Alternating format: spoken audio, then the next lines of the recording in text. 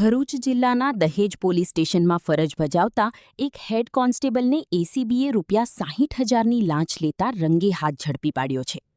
અકસ્માત મોતના કેસમાં જરૂરી કાગળો આપવાના અવેજમાં પોલીસકર્મીએ લાંચની માંગણી કરી હતી. ફરિયાદીના એક મિત્રનું જાન્યુઆરી માસમાં હાર્ટ એટેકથી અવસાન થયું હતું, જે અંગે દહેજ પોલીસ સ્ટેશનમાં અકસ્માત મોતનો ગુનો નોંધાયો હતો. મૃતકના પરિવારને મરણના દાખલા માટે અકસ્માત મોતની જાહેરાત અને પીએમ રિપોર્ટની નકલની જરૂર હતી. આ કેસની તપાસ કરી રહેલા આરોપી હેડ કોન્સ્ટેબલ કિરપાલસિંહ જગદીશભાઈ સોલંકીએ આ દસ્તાવેજો આપવા માટે શરૂઆતમાં ₹1 લાખની માંગણી કરી હતી. રકસકના અંતે લાંચની રકમ ₹70,000 નક્કી કરવામાં આવી હતી.